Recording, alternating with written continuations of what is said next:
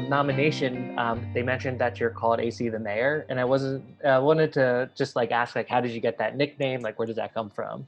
Got you. So the nickname, a friend of mine back in, I want to say 2006, 7-ish, I produce music. That's one of my hobbies, callings, things I love to do. He actually called me that as a producer name, and it just kind of stuck with me. And I guess what's one really neat thing about that sticking with me, my other callings, such as, loving my city, loving my community, my race, and things of that nature. I guess having the responsibility of like a mayor or things of that nature, it really falls in to who Anwar Curtis is as well. So that's how I got the name AC the Mayor. Sounds like from the nomination, like that you just do so much. Sure. So I guess one of the cool words to use is an activist. I didn't really give myself that name. A lot of friends and family consider me to be one, which I'm definitely honored. I'm also an educator. So on top of, being a music producer, I'm also in the education field. I've been servicing Harrisburg School District children and youth since 2011. I started off in the Harrisburg School District with their Explorer program, being a mentor. I did that for about 3 years. And then in 2014, I transitioned to the Harrisburg Camp Curtin YMCA, which is uptown Harrisburg, being a after school instructor. I was there for a year, and then my next door of opportunity came, which I'm still currently employed at Premier Arts and Science Charter School. I was an instructional aide here for about 4 years. And then last year, I transitioned into the school media coordinator, which I'm, very, very excited about. Went to Lincoln University, graduated from there with a mass communications degree. And I really love everything I do. When it came to the pandemic, just helping and assisting, whether it's my family, immediate family, the school I work at, and even, Harrisburg as a whole, it just comes first or second nature to me. So wherever I can, plug and play myself, I try to, without any hesitation. So to answer your question, when the pandemic hit, it was very new for all of us. And instead of panicking, I just tried my best to insert myself and just be a team player. So when, parents may not have had transportation to come to the school to pick up packets or Chromebooks or even, some food items, I made sure that I made myself available to assist all the staff here so that the stress level on the parents, students, and even staff could, in some way, shape, or form minimize.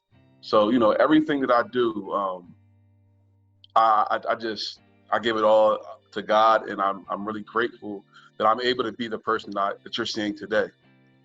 That's awesome.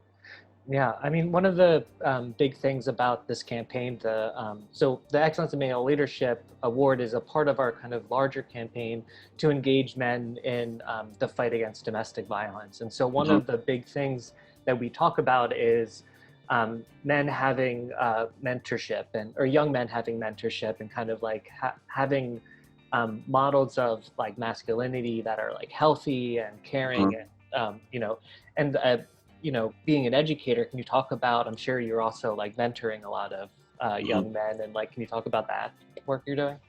Oh yeah, definitely. I'm fortunate enough to be raised in a healthy 2-parent household. And I want to emphasize on that because there's a narrative that either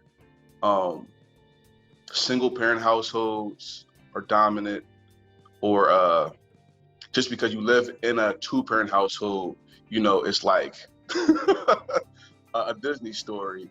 And unfortunately, in a lot of cases, that's not always the case. I'm one that I don't ever hesitate. I'm very blessed and fortunate to have had both my parents in my life. the last, even 34 years. I just recently buried my mother in 2018, but although she's not physically here, she's definitely still here, spiritually with me.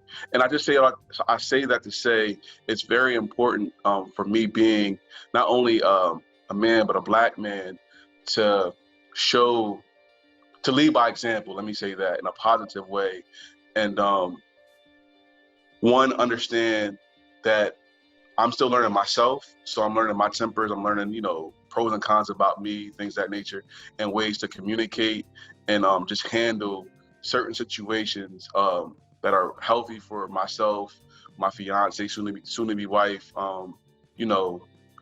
other women, other men around me, and then also our children that I see every day. So it's very, very important to emphasize again, just being a positive. Like, I had positive role models. My father, Coach Chiz, who was he ran the Harrisburg Packers football team. So I was a Harrisburg Packer. My baseball coaches, and again, these are all Black men that stepped up, whether they had their own families, or also felt the need to continue to step outside of their own household, like my dad did, and service other children in the community. So everything that I'm doing now, I can honestly say, when it comes to leading by example and showing our children, I used to say something different, but I want to now say something beneficial. I just want to lead by example and understand my flaws. I'm not perfect. I don't ever ask my students to be perfect, but I do ask my students, and I'm constantly reminding myself to be honest at all times, and to also understand and accept criticism, for sure, because everybody sees things from a different lens, and we have to make sure that we are coming in with an open mind and an open heart, and just that understanding, that underlying tone of understanding. If there's one thing you can kind of, like, if you want to just pass on, or like if one thing you want to say to particularly like other men and young men. So I'm gonna leave with not a quote, but something new that I'm constantly reminding myself when I'm engaging in different spaces, and it is, I'm not necessarily asking for permission, but I'm asking for partnerships. And with that, I'm coming in again with the understanding that I'm bringing something positive to the table, and by doing so, I have to make sure that I'm holding myself accountable, whether it's financially, spiritually, whatever the case, and to give the person, the group that I'm hoping to work with, and that's what I mean by partnership, the comfortability to work with me, and not look at it from like, hey, the strengths of finances, or whatever that may look like to the other party. So but again, when you are kind of demanding like a partnership and not asking for permission, your reputation, your legacy, you have to work on that way before you come to the point where, hey, this is what I'm suggesting. So definitely just continue to just be honest with yourself, and keep an open mind and an open heart, and just be real. Awesome. Well, thank you so much again for the time to talk to us and talk about all the amazing work that you're doing for the community. It really is. Thank you. A lot, to say it, at least it's a lot of work that you're doing, and it's obviously really making an impact. Thank you. If I can say one more thing, I do want to add this one thing. As men, and as a Black man, we have to honor and respect our Black women. They are the most important things on earth, in my opinion.